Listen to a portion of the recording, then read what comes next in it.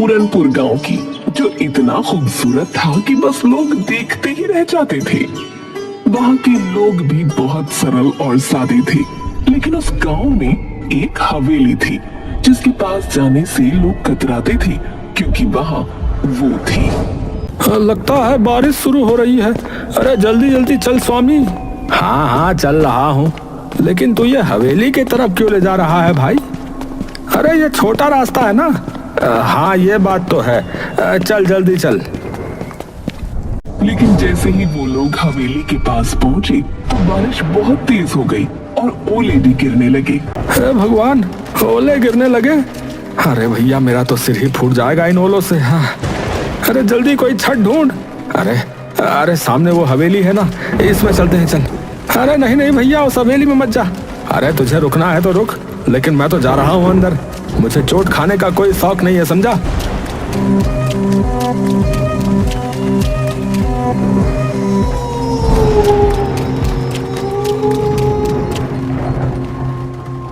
और फिर उन्होंने नजर घुमाकर हवेली को देखा। हवेली इतनी पुरानी थी जितना पुराना गांव, लेकिन इतनी पुरानी होने के बावजूद वो जर्जर नहीं थी, लेकिन हाँ डरावनी जरूर थी। अरे यार, ये बारिश के चक्कर में हम कहाँ आकर रुक गए। जल्दी बारिश रुके तो हम यहाँ से भागे। अरे भाई ये आवाज किसकी है? कौन सी आवाज है? भाई मजाक मत कर यार। ये कौन आ गया? ये कौन आ गया? ये कौन आ गया? उन लोगों ने घूम कर देखा तो हवेली के एक कोने में अजीब सी बुढ़िया बैठी थी, जिसके सफेद बाल खुले हुए थे और वो कुछ बड़बड़ा रही थी। दोनों डर से कांप उठे और फौरन बाहर भागे। बाहर अभी भी ओले गिर रहे थे, लेकिन इस बार वो ओलों की चोट खाते हुए अपने घर की तरफ भाग गए। भैया राम, भैया लोग सही कहते हैं सोनी। अरे वहाँ कुछ है भैया। भैया मैं तो कसम खाता हूँ अब उस तरफ नहीं जाऊंगा भैया। पूरनपुर गांव में कुछ दिन बाद एक बड़ी अजीब घटना हुई। गांव में 4 नए लोग पहुंचे, एक नौजवान जोड़े के साथ 2 नौजवान लड़के और। अरे भाई आप लोग कौन हैं और इस गांव में कैसे आना हुआ? नमस्ते, मेरा नाम राजीव है। ये मेरी पत्नी रिया है और ये मेरे भाई हैं रमन और प्रेम। हम यहाँ अपनी हवेली को बेचने आए हैं, जो गांव में पूरब में है। हाँ हवेली है भैया? कौन सी हवेली? वो जो बरगद के पेड़ के पास वाली, वही ना? हाँ वही, हमारे दादाजी की थी, अब हम उसे बेचना चाहते हैं। ये सुनकर मुखिया हैरान हो गया और गांव वालों की भीड़ जमा हो गई। सब फुसफुसाने लगे। तभी मुखिया सीरियस होकर बोला, बेटा वो हवेली आज भी गांव के डर का कारण है। वहाँ एक बुढ़िया दिखती है, अजीब सी। कोई नहीं जानता कि वो असली है या आत्मा है, कोई भूत है पता नहीं, या फिर हमारा वहम है। गांव में ऐसी अफवाहें आम होती हैं। हमने भी शहर में ऐसे किस्से खूब सुने। अगर वहाँ कोई बढ़िया होती तो अब तक किसी ने वीडियो बना लिया होता ना। मैं तो वहाँ की तस्वीरें इंस्टाग्राम पर डालूंगी। कौन डरता है भूत से? हम सब आज ही हवेली में जाकर देखेंगे और कल ही उसके कागज फाइनल कर लेंगे। रामू और स्वामी भी वहाँ खड़े थे। दोनों की आंखों में डर था, लेकिन आखिर वो बोल ही पड़े। भाई साहब मत जाइए, हमने अपनी आंखों से देखा है उसे। वो औरत इंसान नहीं लगती। हाँ उसके पास जाने से जान पे बनाती है। हाँ बता रहा। अगर वो हवेली मेरी है तो मुझे ही देखना चाहिए ना कि उसमें क्या है। ये कहकर वो चारों हवेली की ओर बढ़े। जैसे ही वो हवेली के पास पहुंचे, सबने उसे निहारा। हवेली पुरानी जरूर थी, लेकिन उसकी दीवारों पर एक अजीब किस्म की चमक थी। वाओ, ये हवेली तो किसी राजमहल जैसी लगती है। इतनी मजबूत दीवारें, कितनी भव्य है। यार ये बेचेंगे तो करोड़ों मिलेंगे भाई। चलो अंदर चलते हैं, मैं तो इसका वीडियो बना रहा हूँ। जैसे ही वो अंदर घुसे, एक ठंडी हवा का झोंका आया, जैसे किसी ने उन्हें छुआ हो, लेकिन चारों ने नजरअंदाज किया। अंदर का हॉल अब भी चमक रहा था, जैसे समय ने उसे छुआ ही ना हो। राजीव वहाँ खड़ा होकर बोला, सोचो यार, इतने बड़े हॉल में लोग रहते होंगे। वाह यार। Serious? What? A royal life? लेकिन यार ये कैसी आवाज है? ये कौन आ गया? ये कौन आ गया? ये कौन आ गया? कोई बोल रहा है शायद। चलो उस तरफ चलते हैं, देखती हूँ कौन इतनी एक्टिंग कर रहा है। चारों उस कोने की ओर बढ़ी, लेकिन वहाँ कुछ नहीं था। तभी चमगादड़ों का एक झुंड छत से निकला। रिया चीख पड़ी।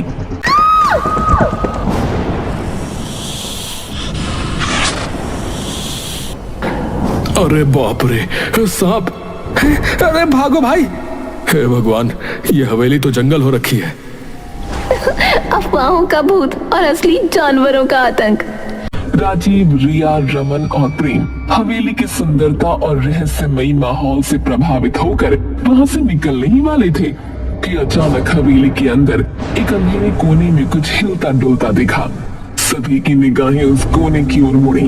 वहाँ एक औरत बैठी थी, उसी हवेली की वही रहस्यमयी बुढ़िया जिसकी बातें गांव वाले करते थे। खुले सफेद बाल, सूखी सिलवटों वाली त्वचा और पथराई आंखें। वो देखो, वहाँ कोई है। चलते हैं। ये वही बुढ़िया लगती है। नहीं यार, अब जब सामने दिख रही है तो बात करनी चाहिए। रिया साहस करके धीरे धीरे उस बुढ़िया के पास गई। जैसे ही वो पास पहुंची, बुढ़िया अचानक कांपती हुई खड़ी हो गई। आप कौन है? यहाँ क्या कर रही है? तुम लोग क्यों आए हो? यहाँ क्यों आए हो? यहाँ कोई नहीं आता, फिर तुम क्यों आए हो? हम इस हवेली को बेचने आए हैं। ये हमारे दादा की हवेली है। और आप? मैं खजाने की रखवाली कर रही हूँ। खजाना? हाँ, बहुत साल पहले मैंने इस हवेली में खजाना छुपाया था, पर अब याद नहीं कहाँ रखा है, कहाँ दफना दिया, समझ नहीं आता। बुढ़िया के खजाना शब्द ने चारों के मन में एक साथ बिजली की तरह लालच जगा दिया। उनकी आंखों में अब हवेली की कीमत से ज्यादा उस अदृश्य खजाने की चमक तैरने लगी। अगर ये खजाने की बात सच हुई तो हम करोड़पति बन सकते भाई। और जब खजाना मिल जाए, इस बुढ़िया को यहाँ से निकाल फेंकेंगे। डराने के अलावा करते क्या ये? बिल्कुल भाई, पहले मिठास फिर लात। हाँ, चलो खोजना शुरू करें। अम्मा, वो खजाना कहाँ है? क्या पता। वो सब लोग पूरी हवेली में खजाना ढूंढने लगे। बुढ़िया भी दीवारों को थपथपाती, जमीन को सूंघती, जैसे कुछ याद करने की कोशिश कर रही हो। लेकिन 4 घंटे तक पूरी हवेली छान मारने के बाद भी कुछ नहीं मिला। अब तो रात होने वाली है यार, कुछ नहीं मिला। शायद ये औरत पागल है। हम कल फिर आएंगे, तब तक आप याद करने की कोशिश करना कि वो खजाना कहाँ है। चारों लोग गांव लौट आए। गांव वालों को जब ये पता चला कि उन्होंने बुढ़िया से बात की और खजाने की भी बात सुनी, तो पूरा गांव भौचक्का रह गया। क्या तुमने उससे बात की? उसने सच में खजाने की बात कही? हम बरसों से डरते आए हैं उस हवेली से, और तुम लोग खजाना ढूंढ रहे हो? अगर सच में खजाना हुआ तो हम सबको फायदा होगा। फिर कल चलो हमारे साथ। अगर कोई खजाना मिला तो हिस्सा मिलेगा। गांव वाले पहले तो हिचकिचाए, लेकिन हिस्सा शब्द सुनकर उनकी आंखों में भी चमक आ गई। अगले दिन राजीव, रमन, प्रेम, रिया के साथ गांव के 10-12 लोग भी हवेली पहुंचे। वो देखो भाई, वही बुढ़िया। हे भगवान, मुझे यकीन नहीं हो रहा है मैं यहाँ वापस आ गया। चलो सब, आज इस हवेली का कोना कोना उलट डालो। चलो। लोगों ने हवेली के हर कोने को अच्छी तरह देखा, यहाँ तक कि बाहर बगीचे में खुदाई भी शुरू कर दी। कुछ घंटे बीते, लेकिन कहीं कुछ नहीं मिला। तभी रामू की नजर हवेली के पिछले हिस्से पर गई, जहाँ छत का एक हिस्सा टूट कर गिरा हुआ था। अरे ओ भैया, इधर आओ, देखो। अरे यहाँ कुछ है शायद। कहाँ? अरे ये मलबा हटाओ, इसके नीचे कुछ है। सबने मिलकर मलबा हटाया और नीचे एक पुराना पत्थर निकला, जो जमीन से अलग दिख रहा था। जैसे ही उसे हटाया गया, नीचे सीढ़ियां दिखाई दी, एक तहखाने की ओर जाने वाली। तहखाना? ये तो बिल्कुल फिल्मी सीन बन गया। चलो अंदर। वो लोग बारी बारी तहखाने में उतरे। तहखाने में गुप्त अंधेरा था, सीलन भरी हवा और मकड़ी के जाले। सबने अपनी मोबाइल की फ्लैश लाइट जलाकर जगह जगह टटोला। तभी रमन की नजर एक लोहे के पुराने संदूक पर पड़ी। ओ इधर देखो यार, कुछ मिला है, एक संदूक। अरे यार जल्दी निकालो इसे यार। संदूक भारी था, लेकिन गांव वालों की मदद से बाहर ले आया गया। जैसे ही बुढ़िया ने उसे देखा, वो पागलों की तरह झूमने लगी। मिल गया मेरा खजाना, मिल गया मेरा खजाना, मेरा खजाना। चारों लोग एक्साइटेड हो गए। अब उन्होंने फटाफट संदूक खोला, लेकिन उसके अंदर जो था वो देखकर सबकी रूह कांप गई। ये क्या है? ये तो किसी बच्चे का कंकाल है। चारों तुरंत पीछे हट गए, लेकिन बुढ़िया संदूक को पकड़कर बैठ गई और उसकी आंखों से आंसू बहने लगे। ये क्या है? तुमने तो कहा था खजाना है। जवाब दो, ये क्या है? बताती हूँ, सारा सच बताती हूँ। बुढ़िया ने बताना शुरू किया कि उसका नाम गौरी था। एक समय में जवान, सुंदर और भोली भाली गौरी अपने पति और ससुर के साथ इस हवेली में रहती थी। पर किसे पता था कि जिस घर को वो स्वर्ग समझती थी, वो एक दिन उसका नर्क बन जाएगा। बाबूजी, वो आपकी बहू ना माँ बन गई। देखिए बेटी हुई है, कितनी सुंदर है ना। क्या कहा बेटी? तुझे शर्म नहीं आती है? हमारे खानदान में बेटी नहीं होती, बेटा चाहिए था, बेटा। मुझे तो इससे बात भी नहीं करनी, निकम्मी औरत। गौरी के पति ने न तो बेटी को गोद में लिया, न कभी उसकी शक्ल देखी। बच्ची के जन्म के साथ ही मानो हवेली का हर कोना ठंडा और बेरंग हो गया। गौरी अकेली पड़ गई, अपनी नन्ही जान को सीने से लगाकर हर दिन अपमान और तानों से लड़ती। बाबा, मैं क्या करूं? मुझे बेटा चाहिए, कोई उपाय बताओ। उपाय है, अपनी बेटी की बलि चढ़ाओ। रक्त की आग में पुत्र की राख से जन्म होगा। उसने बिना कुछ सोचे तांत्रिक की बात मान ली। एक रात हवेली के तहखाने में जहां अंधेरा रहता था, वहीं उसने अपनी ही बेटी की हत्या कर दी। उसके साथ उसका ससुर और 2 नौकर भी थे। सबने देखा, लेकिन सब चुप थे। उधर गौरी की आंख खुली तो बच्ची को न देखकर तड़प उठी। मेरी बच्ची कहाँ है? वो तो मेरे साथ थी। गौरी उसे हर जगह ढूंढते हुए आखिरकार तहखाने की ओर भागी और वहां का नजारा देख चीख पड़ी। नहीं, ये क्या कर दिया तुमने? मेरी बच्ची! गौरी पागल हो गई। उसके भीतर की मां जल उठी। उसी तहखाने में पड़ा एक बड़ा चाकू उठाया और एक एक करके सबका खात्मा कर दिया।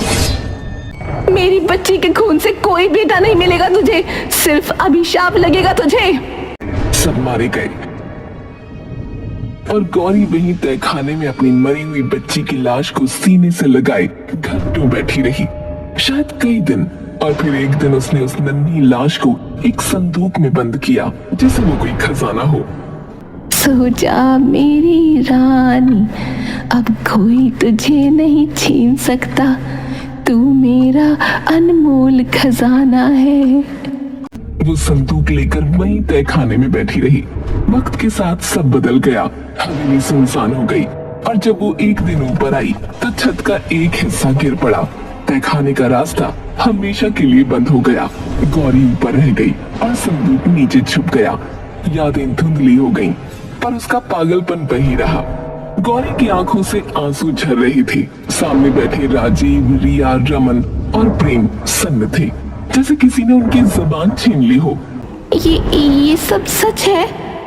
हाँ, ये मेरा खजाना है, मेरी बेटी, मेरी जान, मेरी दुनिया। पागल औरत, ये खजाना है, हड्डियां और सड़ती यादें हैं।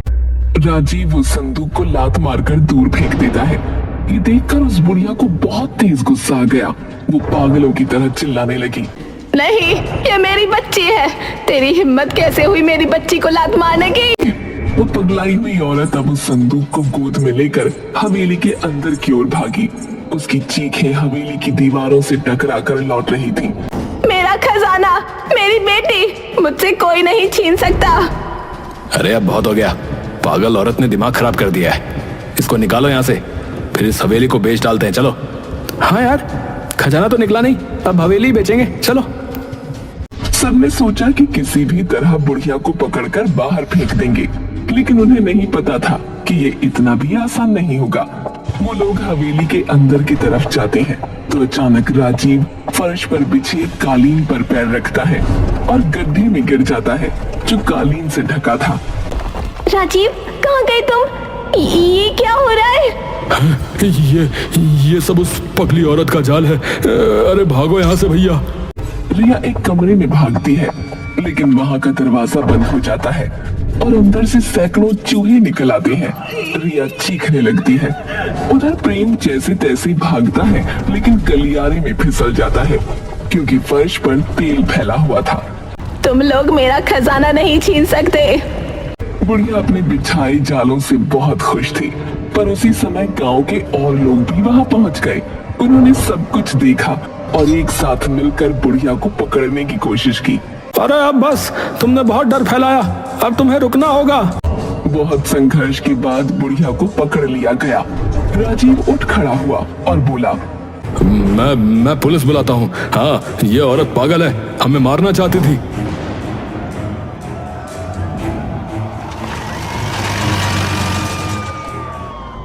पुलिस जल्दी ही पहुंच गई। सर, हम तो ये हवेली बेचने आए थे। ये औरत हम पर हमला कर रही थी। पागल है सर ये। हाँ, मैं पागल हूँ, लेकिन ये हवेली मेरी है, मेरे खून से सींची गई है। तुम लोग इसे अपना कहते हो?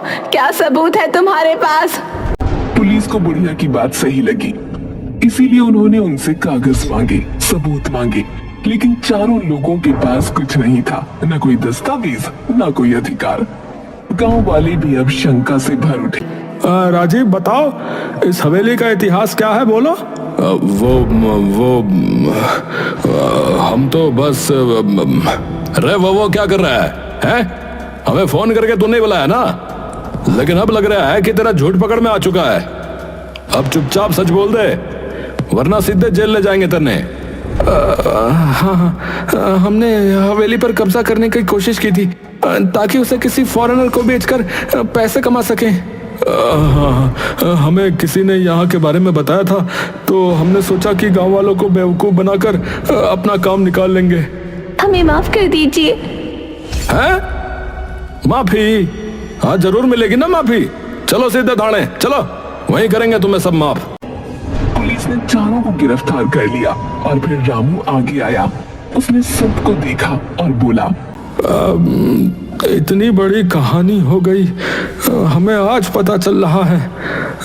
देखो भैया गांव वालों, मुझे लगता है कि हमें इस बच्ची का जो है अंतिम संस्कार करना चाहिए, ये जरूरी है भैया।